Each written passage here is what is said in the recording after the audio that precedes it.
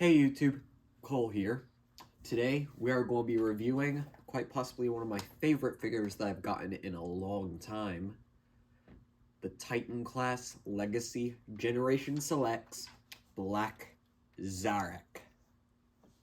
Now before we get into this absolute behemoth of a toy, there's one thing that we have to do first.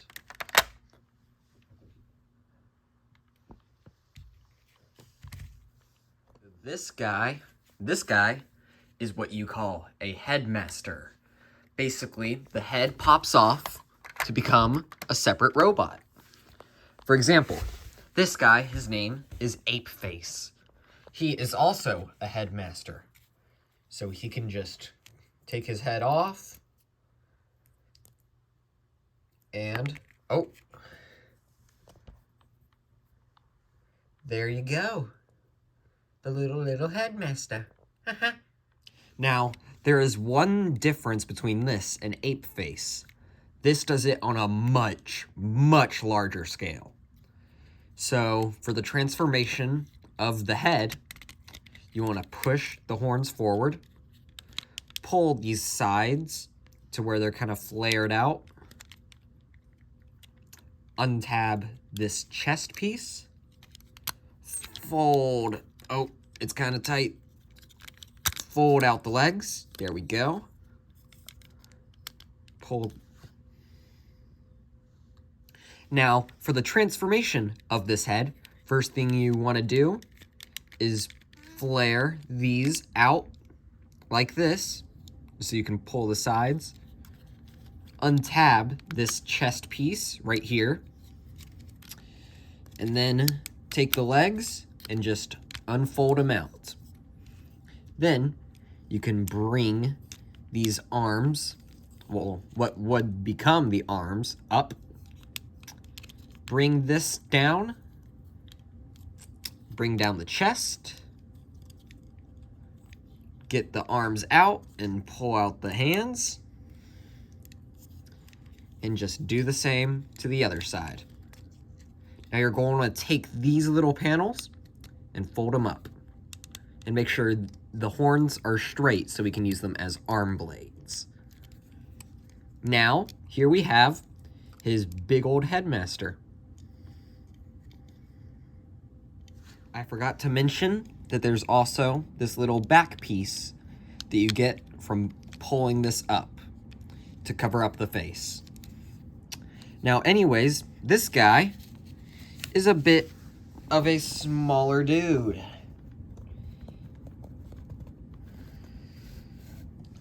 He is a deluxe class scale, meaning that he's probably the second smallest figure that you can get, which makes him really fun to mess around with. Now, to look at the detail, he has a giant gash in his chest, almost like he's been through war, which he pretty much has. His head also has an eye patch, because my headcanon for these guys is that this guy is a pirate king. That was what I used to think of this guy when I was a kid.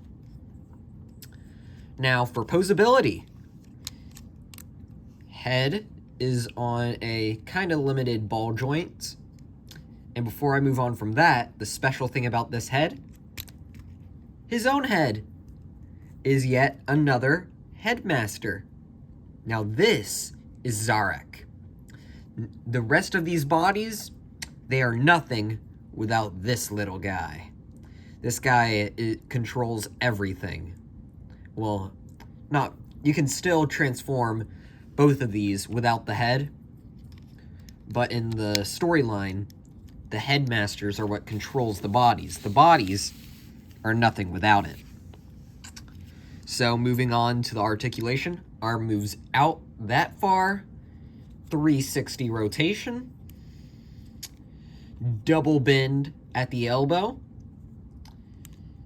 the wrist goes in, but that's for the transformation. Now there is a waist swivel, thigh swivel. The legs can go forward that far, And they can also go back that far.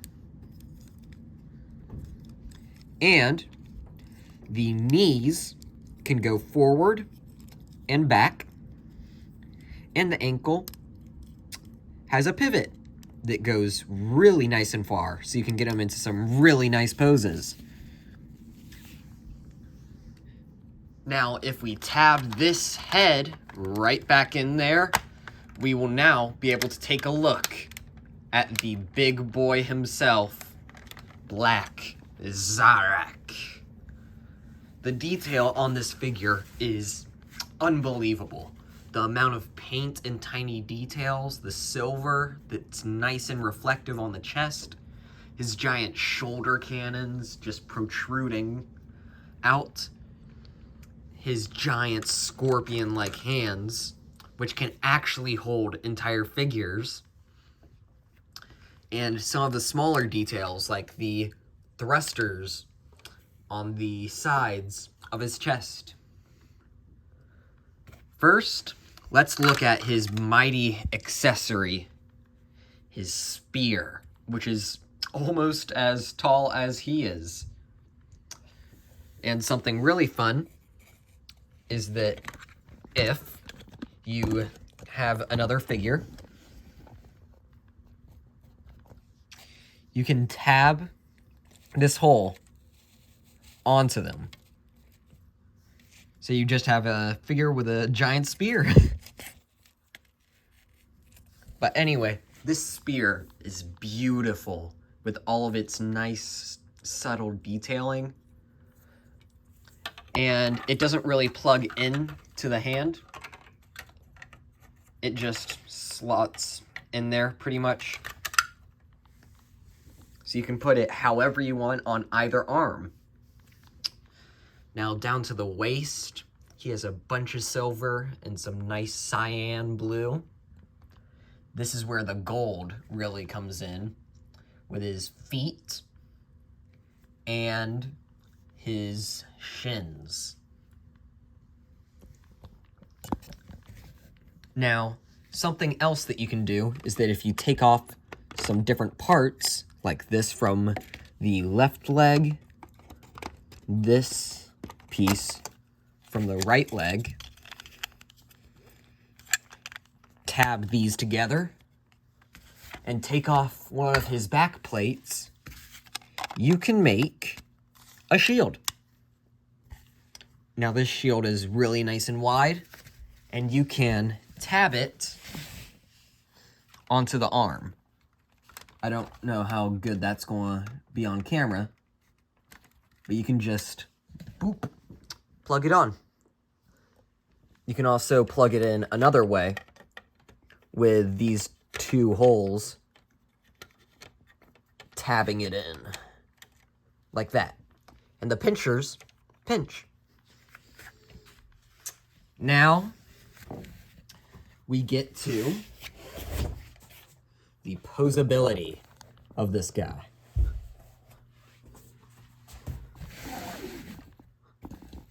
Now, the posability on this guy is really loud because all of the joints need to be strong enough to hold its pose when it has all of this weighty plastic on it. All right, now for his posability, his head can move side to side and up and down. The up is thanks to this little clip being removed. The turrets are on a nice swivel. The arm itself can move up. Now let me just fix that. The base of the arm can move outward and inward. The wrist can swivel. Now the arm can move up. This can open up, close up even more, or grab around it by moving this out. Now, the waist. This is where it starts to get hard to film this. The waist is on a nice smooth joint, which is also a swivel. the leg can move up that far and can move back that far. Right when I said that, the back came off. Let me just tab this back in. Stay in there. Stay in there. There we go. Now, the leg can move outward like that. Give a nice split. And can swivel around right at the thigh. It's nice and loud. Now, the knee has 2 joints.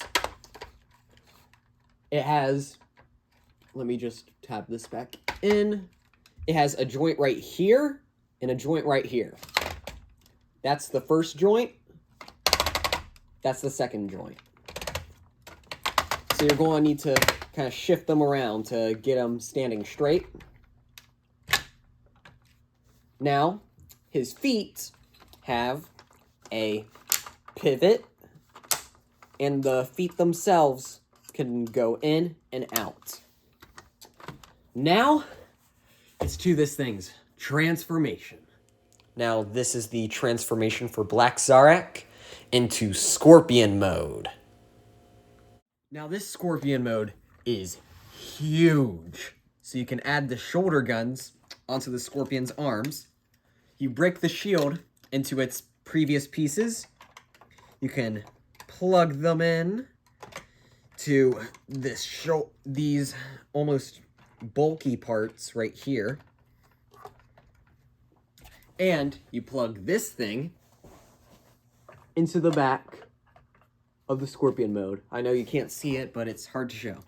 Now the spear, it splits into 2, then 3. You add the stinger onto here, and you could plug these into the sides, just like so. And you're done. It's time for some size comparisons. This guy is really long and pretty short compared to his other mode.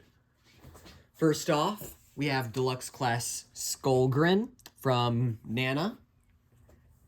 We have this guy named Wheeljack, which is about the size of your toys, Finn, that you got for Christmas. We have one of my favorite figures of last year, Armada Megatron. We have Grapple, which is one of the figures that Aunt Jill and Uncle James got. And we have Perceptor from Nana and JJ. And last, but certainly not least, we have the Lego Optimus Prime from GG Mbopok. I still love this thing. Just so you can get a sense of scale, these guys go really well, and you could still hold other figures in his hands. Now this thing is huge and mighty. The head is just a pure red with purple eyes. The spear plugs in to make a stinger, which is awesome. And what makes it even cooler, these legs are individually articulated, and he can roll. Now, time for his second transformation. This is the transformation for the base mode of Black Zarak. Now this city mode, as it's called, is great. Comes with a little ramp for other figures to ride down. It has a nice throne for whoever you may choose. And it has little ramps to connect to other figures to make an even larger base. And this figure is extremely wide. You can also just place the head right in there, just for fun. We are for size comparisons with the base mode. Something that I feel like would really be great is that it's a perfect place for figures like yours, Finn, to battle on. So if you ever come over, be sure to bring your figures, because this is a perfect setup. Now it's time for size comparisons with the robot mode. First we have Wheeljack, we have Grapple, Armada Megatron, which is the average sized leader. We have the Camera, Skullgrin. Some smaller guys, we have Core Class Megatron, Core Class Optimus Prime to go with your little Megatron. And, of course, Lego Optimus. Now, I hope you enjoyed this review. If anything, I will totally recommend this thing, especially if you find it on sale like I did. I was able to get it from Best Buy for about $90. And this thing is worth every cent. Love you all. Peace.